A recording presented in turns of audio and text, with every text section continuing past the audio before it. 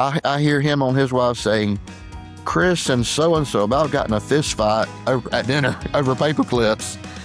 And so I called Stacy, and Stacy had been at home for like 2 or 3 days down on her back and couldn't go to work. This was a Saturday between Thanksgiving and Christmas, and we'd been married 2 months. And I said, I'm quitting when I get back to town Monday. And she was like, yeah, you're not quitting. And so I was, man, I was hot. But it all started over a paperclip.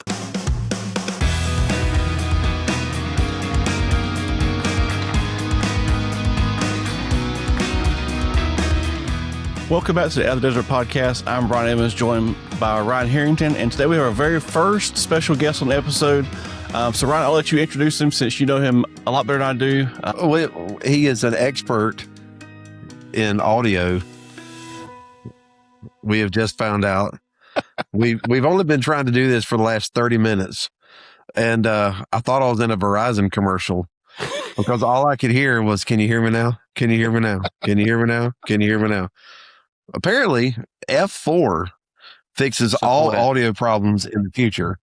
So if you learn nothing else from Out of the Desert podcast, please know in the future, if you are on a meeting and you cannot get audio, just grab your keyboard, hit F4, courtesy of Mr. Chris Kendrick, who is the Swiss Army knife of life. Chris is my best friend. He knows everything. He knows everybody. If hey, you know how to do this? I got a guy. He's got a guy for everything. Everything that you could ever want to do, Chris has a guy for. Awesome guy. One of my best friends in life. Loves the Lord, loves people. For some reason, took a liking to me, and we hit it off real well. Lover of all things Dave Matthews, and all things Creed, all things 90s rock. In some way we're dating ourselves here, but just a awesome guy, awesome family. His wife is cooler than him. His daughters are a lot cooler than him. But the cool thing about Chris is he knows all of that, and he owns it like a pro. So very happy to have Mr. Chris Kendrick on the pod today. Whoa. Well, it's good to be here, I guess. We've been trying to get online since 4th of July, and it just F4 is important. So it is. Thank you for the warm introduction. And so I guess my first question is kind of like we alluded to it last episode, kind of the of you guys meeting, kind of what that led to. So how'd that all happen? How'd you guys meet in the first place? Well, I mean, I can talk about how I got a hold of Chris, and then I guess Chris can fill in the blanks on his side. But I was new into Rehab.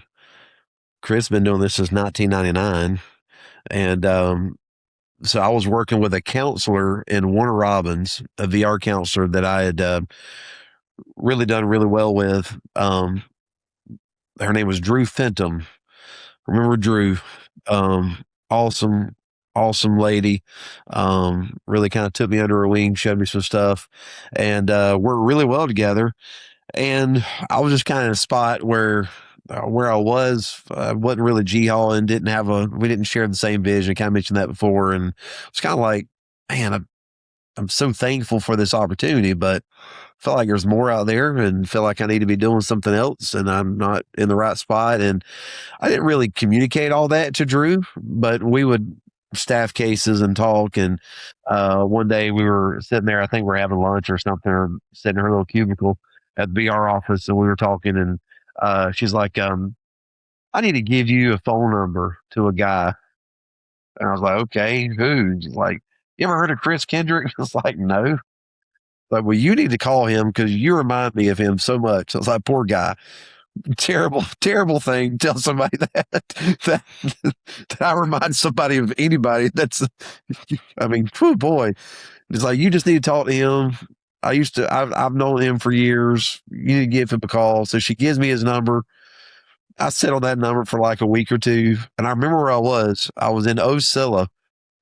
I talked about this kid, episode 1 that I was working with in Ocilla, Georgia. I had just, I think, dropped him off, and I had tried to call Chris. I guess I was in Tiffin at the time, and I was driving through Ocilla on the way back home, and he called me, pulled over on the side of the road, because there's a lot of dead area between Ocilla and Hazelhurst, where I was headed back to, and yeah, we had our conversation. I don't know. Chris may say he was the weirdest person I've ever talked to before. I felt like, I was like, man, I've known this guy forever. Just talking to him, I felt like we just knew each other and kind of hit it off. And Chris, like, let's get together, have lunch, and see what happens. And I guess it was maybe a week or two later. The story began in the cafeteria of the hospital in Lakeland, Georgia. And I guess that's where it took off from there. So, Chris, how did you know Drew? I forget how you knew Drew. I had worked with Drew for years through her caseload in Tifton, and about the same time that she mentioned to you, she had called me and said, hey, she had met a guy, obviously you, and was talking about personality traits and work ethic and value and all the things that are important to both of us. And so, same story. I mean, she called and it was a week or two, and then it's funny now to think of, because everywhere we go we have cell signal, but back then, the day we met, I was in Lakeland and I didn't have good phone signal, and so I had to pull. I remember like yesterday, I had to pull over. I remember where I pulled over, and we talked and agreed on the Dogwood Cafe, because I think that was the only restaurant, maybe the Huddle House. But yeah, Drew is an extremely kind person, and just a good human. And I guess part of her job is from identifying skills in people. She just saw the similarities in us too. So, I mean, I think Drew was definitely the connector there. Yeah, she definitely connected us, and then we got together at the cafe there, and we originally said I think we was going to meet for like 30, 45 minutes or whatever. What, you were doing pre-ets that day, or? Yeah, I had, during that season, I had 9 schools that I was serving, and I had been to, I think, Atkinson and Berrien, and then I had Lanier that day. And we met, we sat there in the cafeteria, I think, until it had closed. And they ran us out. But yeah, I mean, it was the right time. The things leading up to that day, I mean, I had done this, as Ryan said, for a long time, since 99. I'd been in it since 97, 98 in the arena, but I had reached a spot where I still enjoy the job, but I couldn't take my nervous system couldn't take the mechanics of how billing and all the stuff that I didn't have that capacity no more. I couldn't do it. I mean, I knew what, or I thought I knew what needed to be done as far as growth, but I didn't have the capacity to do it. And then when me and Ryan met, I don't think either of us knew that day that Ryan certainly had the capacity. But we really just had a connection, and I mean, I don't think anybody could have seen the growth, the expanse, and my ceiling was definitely his floor. But none of that was discussed that day. All that day was, we had similarities in life and family, and like so many people, we had good and bad church involvements, and I say that carefully. But we had all, and a lot of people have. We had both made mistakes and had mistakes been made, and we just had a lot in common. And but I don't think either of us knew that day when we left that what it would look like. A few years later, by no stretch. Didn't think I'd be sitting here in front of a podcast. We didn't think I'd ever be on a podcast. I mean, I really thought Ryan would just continue on the caseload and, place a couple of people a month. I had no idea it would grow into what and we're very grateful and humbled to see the growth pattern that, I mean, just the mechanics and everything he's done. And Bryan, you too, all the stuff that y'all done to just grow the company. And from the name change to everything, the expanse, it's unbelievable. I remember sitting there at that cafe, and I think we were probably there for a couple of hours, and I may be remembering this wrong, but I really don't think we talked shop until like the last 15, 20 minutes of it. And it was like we spent an hour and a half just getting to know each other, talking. Everything he would tell me about his church experience, I'd experienced some of that stuff.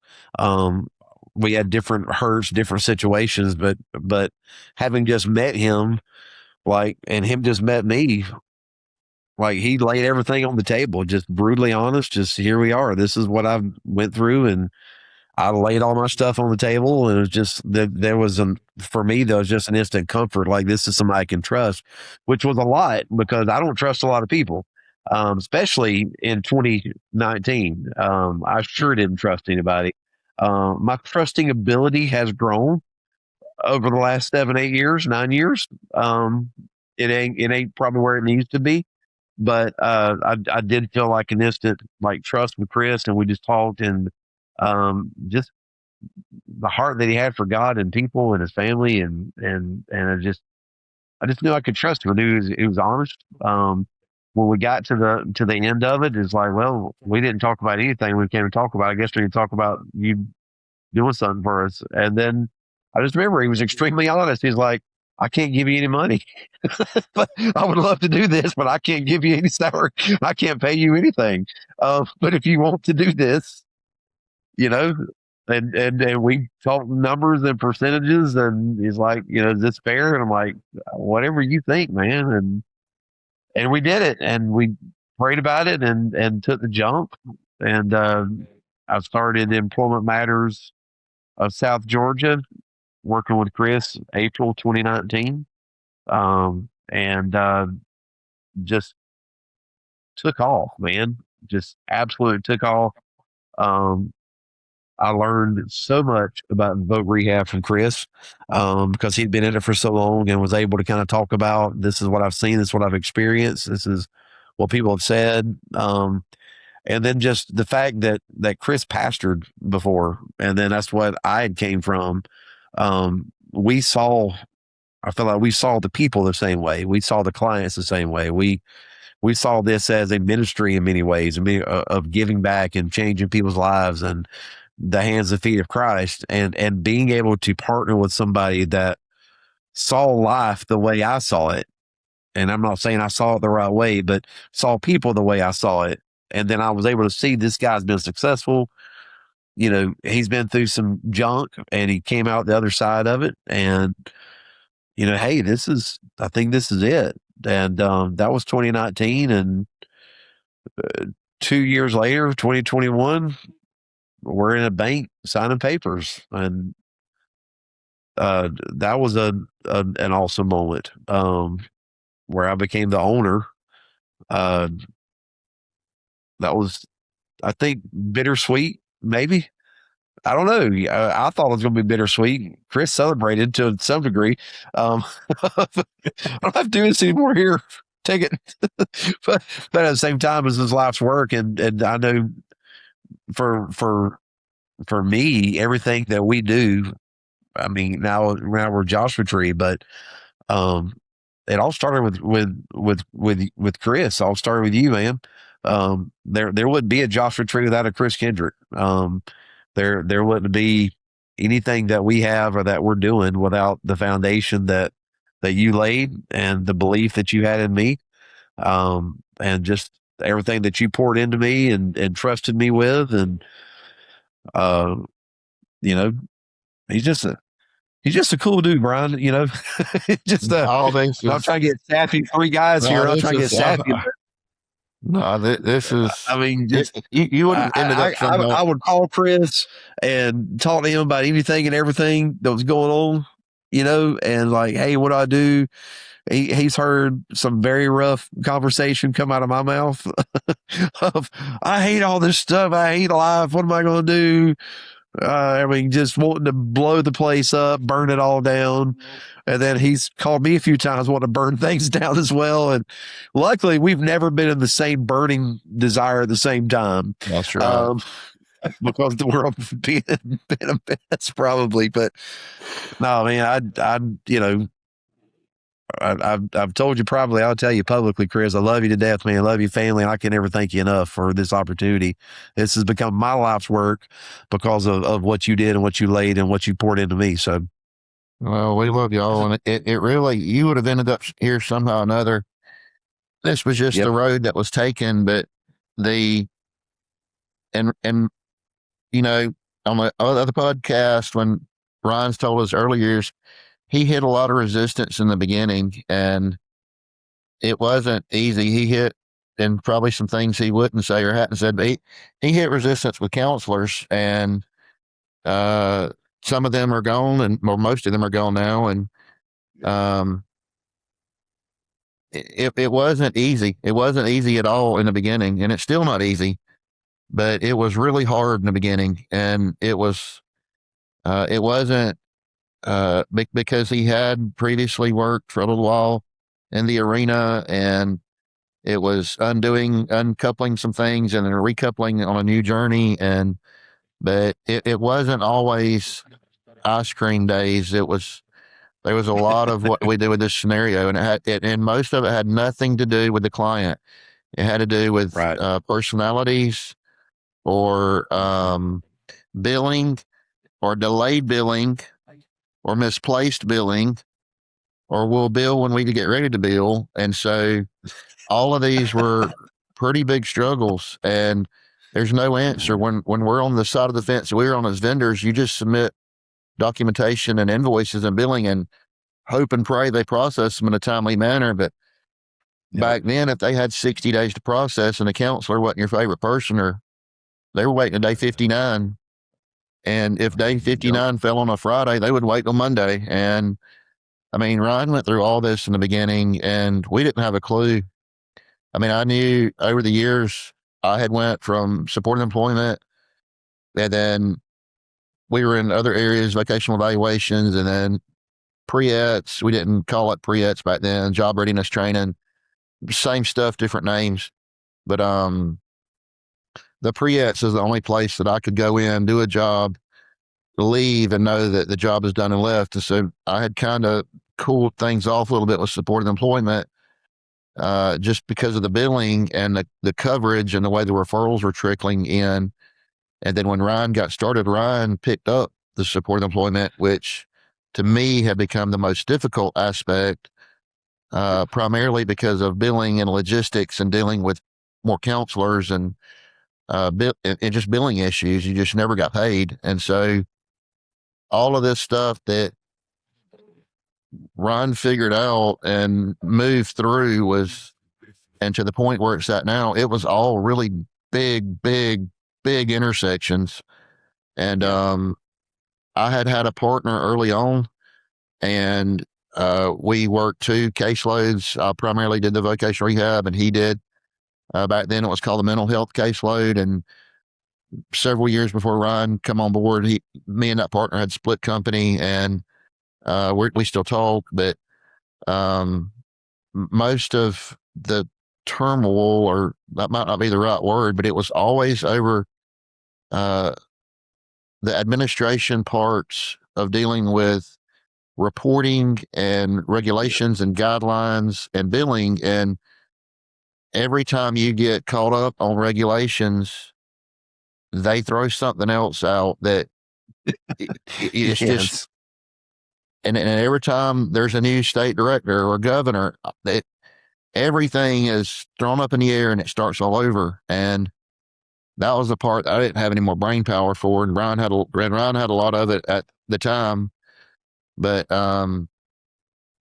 it was just the timing. I mean, there's no, I mean, I don't know any other way to describe how and what, but I mean, even when I left the Dogwood that day and got home and talked to Stacy, she was, how'd it go? And it went great. And she said, what are y'all going to do? Because she knew and I knew that we weren't in a spot then to hire employees. And I was like, I don't know, we're going to talk about it for a few weeks. And within just a few days, we made some big decisions. And, but the timing of it, and Ryan worked for months. I don't know how many months, but months with no pay and pushback from people. And I mean, it was a stretch. And so it hasn't always been what it was. I think we had just a couple of employees that transitioned over. Justin was on board. Justin had been with me for a long time in another capacity.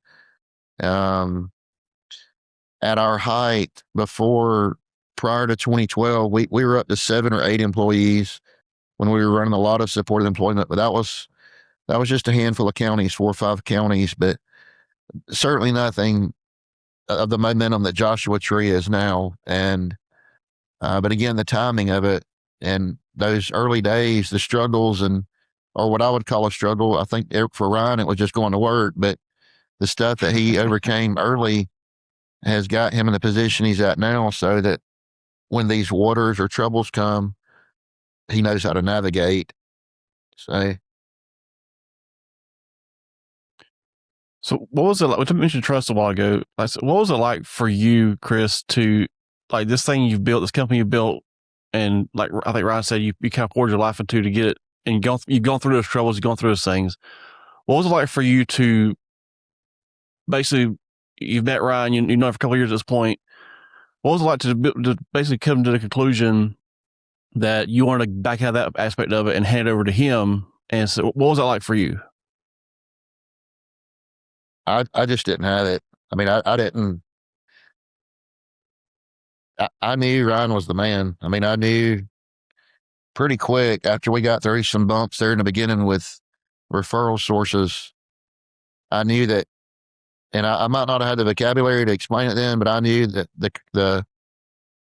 the emotional capacity that I did not have that he had. And when we got to the transition point, the caseload had gotten to a point as far as my thoughts and Stacy's thoughts was, if something were to happen to Ryan, I didn't have it. I didn't have that capacity. And I was just done. I mean, I love the work then. I love the work now. And Ryan and Rachel have very graciously allowed me to keep one of my favorite schools. And so I get to work with students every week. Every Thursday morning, I meet with 2 groups of students and love it. And have been in that school for 25 plus years every Thursday. And I just didn't have it. I didn't have I just didn't have it no more. I couldn't deal with the system. I don't know any other way to put that to words, but, and I think Ryan, he was aware that the system could be the way it was, but it had just chewed me up and spit me out. I just couldn't navigate it anymore. I didn't have I don't know how to put it to words. During that time period, and still today, I was meeting with a business coach, mentor, however you want to phrase that. But, way before I met Ryan, he had been talking and, about potentially either handing the company off one day or just shutting it down because of it was on us. And I didn't want to lay it down because I enjoyed going to the schools. But when Ryan come in, I mean, it wasn't long that we could he and I both could kind of see that this is what was next. And I mean, that the transition really come from and me and Ryan, even months before we even talked about it. And I don't know if you want to cut this out, Ryan, or whatever, but months before we even discussed any kind of handoff, we started putting money to the side in a holding account as an emergency fund. And then when the day come, we split. I mean, the best I can remember, I think we split that 50-50 or pretty close. I mean, I think we paid insurance or something, but I mean, it wasn't, there was no animosity or anything. It was good that he could start with a little bit of and it wasn't much, a little bit of a nest egg as an emergency. And then obviously I had a little bit of emergency, and then I was able to keep the school too, but I I just didn't have it no more. I couldn't deal with the system. Love the people, but I couldn't deal with the system. That's about as clean as I can get it without talking ugly. And I can if you want me to. I feel you. We've had some conversations about the system that we shall not be aired on the podcast, but the system is the system, and it's political, and you can do everything right and still lose everything. It's not based on it should be based on skill and merit, and that should be all that this is built on, is skill and merit. If you have a provider that has a good reputation, they've got the skill, they've got the merit, they've got the character, they're doing results, that should be enough. As a provider, you should be able to sit back and say, okay, we're safe, we're secure, we're going to be able to take care of this, because we're nonprofit, we're not selling things, so there's no income coming in. It very much is whatever service you produce, that's how you stay afloat, but you can't produce those services without the system giving you those referrals or giving those opportunities. And so, doing everything right or putting out the results, and then sometimes the system don't want to reward that because there's some cronyism in there, or some politics get in the way, or you made the wrong person mad, or you did something. It is a bunch of navigating, and I keep using the word politics, but it's very political. It's very having to stay afloat, and something that Chris and I talked a lot about, and this is, I think we're also similar, is as I thank the Lord for this. God gives all of us different gifts, and different abilities, and different, things that we can focus on and are natural at. And I haven't always used this the right way. Sometimes I've ignored it, but I feel like the Lord has always kind of given me this gift of discernment, to kind of understand what's coming before it gets here. What to be looking out for before it gets here. Chris very much has the same thing. And there are several times he would call me and say, man, I don't know if this fits. I don't know if this hits or not, but I just kind of saw this coming, or feel like this is, but Lord kind of dropped this in my spirit. And then, 2-3 weeks later, here we go. And I'm ready for this because Chris was kind of discerning where things were going. And the Lord do that a lot with me as well. And I think getting over those humps, especially getting started, a lot of that, I would like to sit here and say that I'm some business guru and that I just know how to do business. And if I said that, I would be the biggest liar on the podcast, because I've never even run a business. I've managed a couple of things. I was in college. I pastored churches. There's a business aspect to that. I was very good at that, maybe too good. Maybe that's why I wasn't the greatest pastor. I don't know. But I understood that part of it. But part of the business model thing was for me just kind of having this discernment, and then being partnered with Chris, who had the same thing and could put meaning to the words of this is what I see coming. Or I'd call him so many times, man, I just feel like this is coming in a couple of months. What do you think? And thankfully I was linked up with Chris, and Chris will be like, dude, you're crazy. What are you talking about? Like, what do you mean? Chris would hear that and go, yeah, I can see that. So let's talk about what we need to do. And just having that person that saw that, and today, Chris has got real estate running, and all that good stuff, and still does the school for us, and we still talk. But I can call him at any time and say, hey, here's what I'm going through, and here's what I'm thinking, and what do you think? And he does the same thing. And so I think that's a big part of navigating those politics and that system is, I always say, trying to stay 2-3 steps ahead. And Bryan, you've been in a lot of our meetings, over the last couple of years. And I know some people probably get sick and tired of them, but we have these meetings and I'll start saying, hey, we're going to implement these policies. I know everything seems like it's going fine right now, but we're going to implement these policies because I think this is coming. And, I get weird looks on the Zooms. I get weird responses on the email. We get attitude. And then 6 months, year later, 2 years later, it's like, oh, here we are. Everybody else is having to change what they're doing. But we changed it 2 years ago, which put us ahead of the pack on everything. And like I said, I like to say, oh, I've got this genius. Man, it's God. God made the connection with me and Chris. God helped us get over that big hump, get started, and all the obstacles that got thrown our way. And God continues to run and bless this company. And I think my biggest thing at this point is just trying to stay humble and recognize that and trust Him to lead. And I think that's why Joshua Tree is where it is right now. We've referenced a few times before the past several episodes, but it's so cool how like God can find us in a place. And like for Chris, for you, that was like you're at the point where you just couldn't take any more of dealing with all the nonsense behind the scenes nonsense stuff. And he made connections that normally wouldn't have been made probably, but you just happen to know the same person. You just happen to have a meeting together who you kicked off instantly. You just met, just pretty much sounds like you became pretty much instant friends. I mean, like you just ran with it, and that's really it's those small, seemingly small things in the moment, but those small things that become the big things in the grand scheme of things. And the plan God is trying to put together. He's trying to build. He's trying to make, and it's like Chris is. You're working to get this company started.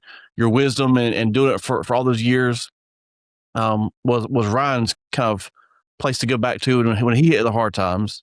So he has to make a call on to say what's to do with this, or what do you think I should do here. Ryan had the drive to just go run through 14 brick walls in a row, and do whatever he's got to do to make it happen. Yeah. Yeah, well, I mean, we talked about my story. I mean, whenever,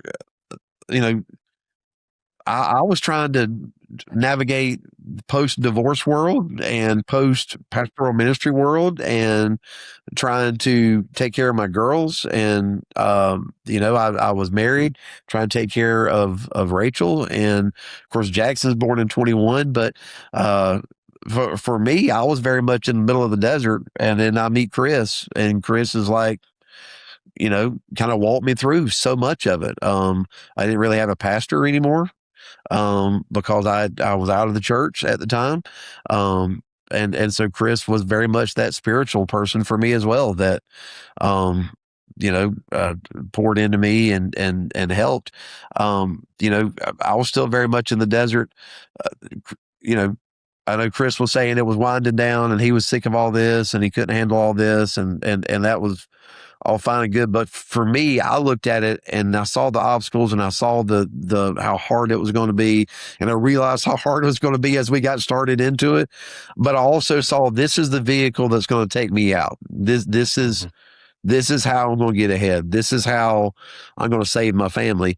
And this is how I'm going to rebuild. And so I didn't care, if it was a single engine plane that had crashed in the desert without the engine. I was going to get in the cockpit and see what we can make run. And thankfully the person that built the plane was right there with me, telling me how to do it. So, I mean, that was the great thing for me. Oh yeah. And so before we finish up for the day, I know, Chris, of course, you're still teaching Lowndes County High School, still doing pre-eds, the thing you love. Ryan mentioned your real estate. So where can people find you if they want to, if they're in the Valdosta area and they want to buy or sell a home, where can they find you to get a hold of you? GPSrealestate.com. I've had a license for 22 years. I got a license in 98, 99, and throughout the early years, I've played with a little bit, but the last 10 years, I've really put more focus on it. And we started GPS a couple of years ago, and but we've got agents all over the state now, referral agents or correspondence agents. But it's just dealing with more systems and people. The same thing that you just switch players. One system for another system. You just switch players, and you just learn to love the people, and your tolerance level is it's the same song, just different words. So Yeah, I, I was telling you, he's like the switchblade of life, man. It's like, starts employment matters in 99, is in Voc Rehab. He gets a real estate license in 98, 99. He's selling real estate. He's pastoring. He's leading small groups. He's a counselor. He does weddings.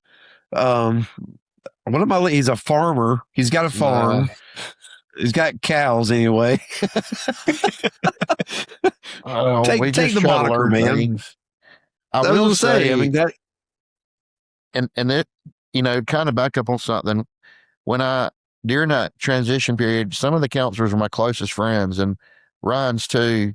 We had some really, really, really, really good relationships with counselors. It wasn't an admin staff. It wasn't, I don't want to throw the baby out with the bathwater, but it only takes one or two, and not to name any cities that are 4 hours north of us that process things or don't.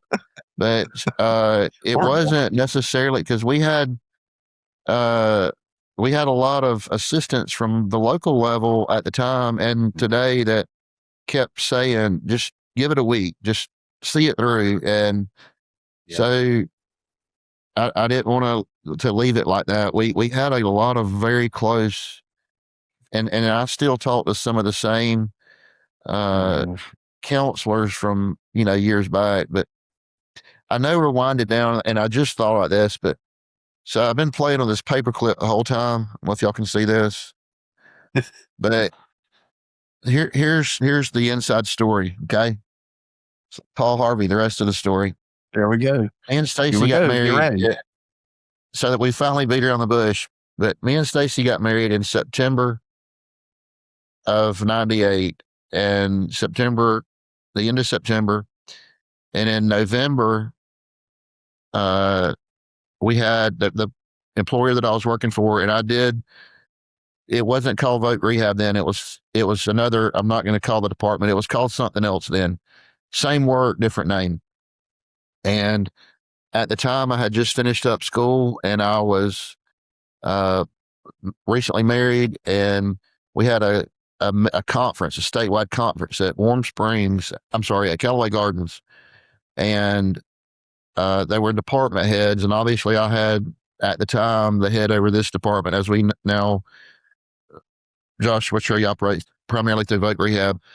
But I was the head over that department. So it was a bunch of department heads, and that we went to this meeting, and my employer at the time, we went to a little restaurant in Pine Mountain that is still there now. It's changed names 311 times, but we were sitting there eating dinner and chicken wings and other things that go along with chicken wings. And at the time, my caseload had gotten up pretty heavy, and it was just me, and I couldn't get any help. And I kept asking for additional help, even part-time help, PR and anything, because I was setting up jobs, but I needed job coaches to come in behind me and spend a day, a week, a month, 2 months, whatever, for the training.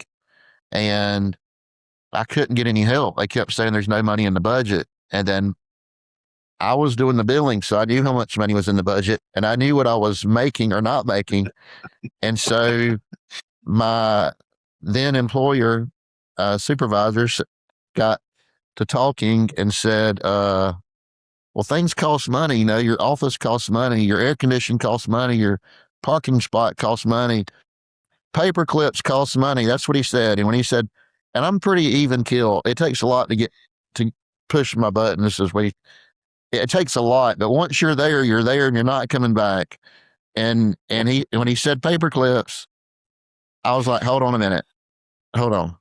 I need help. I can go buy my own paper clips.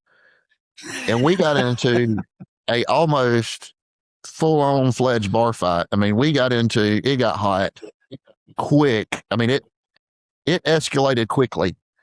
And so I had been married 2 months at the time, October, November. We went back to the hotel. We were staying at Callaway, and me and another department head was sitting in a room, and we had flip phones then. Yeah, we had flip phones. Good old days. And I was sitting on one double bed facing this wall, and the guy that was in another department was sitting on the other double bed facing that wall. And before I could call Stacy, I hear him on his wife saying, Chris and so about got in a fist fight at dinner over paper clips. And so I called Stacy, and Stacy had been at home for like 2 or 3 days down on her back and couldn't go to work. And this was a Saturday between Thanksgiving and Christmas, and we'd been married 2 months. And I said, I'm quitting when I get back to town Monday. And she was like, yeah, you're not quitting. And so I was hot. But it all started over a paperclip. And then that was a Monday when we got back. And at the time, the way the contracts work, each area had a regional contact. Well, our regional contact, I had grew up with his son. And so I knew him personally. And I called him and said, this was the Monday. I said, I need to meet with you. He said, what's wrong with the contracts? I said, I need to meet with you over some other things. He was so afraid to meet me in his office because he thought someone would see him and then call my employer and get me fired because he knew I just got married. So he and I met at an oil change place in town in their like lounge where you're getting your oil changed. So we both drove up there, parked in the parking lot, and went into the lounge and got a Coke. And I started applying for contracts that same week when we got back. That would have been in 99. And I don't know how all this shakes out, but today when we're making this, it's March 31. But April 1st, 3 or 4 months later, 4 months later, 5 months later, was my first day of business. My first day of business was April Fool's Day. Wow. And back then, which is tomorrow, we're filming this, it would be tomorrow. So I have this, and April Fool's Day is coming. But my first day of business, back then, the counselors groups were called hubs, HUBS. I don't know what they're called now. Is it still a hub or no? I haven't heard the term anymore. Yeah. But at the time, to get the contracts, I had to have a letter of recommendation from my immediate supervisor. So I went to then my immediate supervisor, not the person that was over all of us. And I told her I need a letter of recommendation for the contracts. And that's all I said. And she wrote me a letter of recommendation. So when I went back to the state guy, I gave him my letter of recommendation. And then I had the education, I had everything else I needed. And so the first day of business, if I'm not mistaken, back then the hubs met on Mondays for their weekly meeting. And they were meeting at Wiregrass Technical College that week. It was a site visit. And I went in, I had resigned the 2 weeks prior. I'd put my 2 weeks in. So I resigned. My last day was that Friday. And I didn't tell anybody where I was going. And then Monday morning, I walked into this hub meeting to do a presentation with these flyers that I had made that probably cost a penny a piece. And I walked in, and the guy that I had got an argument with over the paper clips was sitting there at the hub meeting. So I had to go in and give my presentation with him sitting there. And I sweated through about 4 sticks of deodorant. I was so nervous. But that week, that was a Monday. And that Tuesday or Wednesday, I got my first referral, and I took her to back then was Harvey's. Now it's Piggly Wiggly. And she worked for probably 15 years at that Harvey's. That was my first referral under Employment Matters. But I thought it would be crazy not to mention, and I didn't even think about it. I'll just say this. I've been fiddling with this the whole time, but this is how. So I guess the lesson here is all big things could start with something little, and it literally was a paperclip. But we talked about timing earlier, and tomorrow is April 1st. So I don't know how all that plays into things, but we've been talking for weeks about doing a podcast, and we couldn't get the timing together. But all of this is just timing. All of it is timing. From when Ryan first met you, Bryan, I'm sure the story was something to do with timing. Absolutely. It might not have played. Awesome. That's so cool. Now you can trace all the way back. Joshua Tree started with a paperclip. That's it. Start with a paperclip, almost bar fight. I was destined to be in this. The fight alone, I was destined to do this. So there we go. There we go. Yeah, it's perfect. Now, he and I did make up over the years, but that's how it all. And the guy sitting on the other bed, me and him worked together for a long time, but I could hear him like whispering to his wife, Chris about got in a fist fight. But driving home from Callaway, I can only imagine the conversation I'm going to have with Stacy's father saying, we got married two months ago. I'm fixing to quit. I just quit my job. So, yeah. That was a similar conversation we had to have with Rachel's dad. We've been married for a year, was digging out of debt and holes, and like, I'm quitting my job, take another job. How much are they paying you? Nothing. What? What do you mean nothing? I was like, I'm just stepping out on faith. And so, yeah, I love it. Yeah, I mean, you can't script this stuff. But I would have had no chance of us meeting had it not been for Drew, I don't think. Yeah, no, she's the one that put it all together. She did. And thankfully the Lord put her in my path, because I mean, I didn't know what I was doing. I'd pastored for 20 years. I didn't know what Voc Rehab was. I just knew how to work with people and help people. And I hit it off with Drew and found a ton of her clients' jobs. I tell the funny story. I won't say it on the podcast, at least not right anytime soon. But I found one of her clients a fruit stand job. He had been on the caseload for about 20 years, and it always eluded successful closure. I was the guy that got the successful closure. Won't tell you how we did it. Won't tell you all the things that took place, but it was legal. And that is all I will say. But hit it off with Drew, and yeah, Drew started it, got the phone calls. We made the calls. God had already started weaving everything together. And, here we are 9 years later, I guess, almost, no, 2019. So 7 years later. Yeah. Couldn't script it, but God did. Mm-hmm. Yeah, that's so right. Cool. Well, Chris, thank you so much for coming on for sharing your story and give us a little laughter for the day. That's pretty great. So I'm never going to look at a gym clip or a paper clip the same anymore. I'm always look at that and think of you getting a bar fight. I mean, up in North Georgia. I'm kind of embarrassed to tell the story, but I mean that's really, I mean, that was just, I'd reached the tipping point. I couldn't take no more. That's where I was at when I met Ryan. I was almost at the tipping point. I couldn't take no more. I mean, I wasn't ready to lash out. I just couldn't. I didn't know how to grow any, but I was at the end. I didn't. But again, my end so has God begun. Divinely said, "Now you, Ryan Harrington, shall be the defender of the paperclip." Yeah. And here we are. I'm telling y'all, that's it.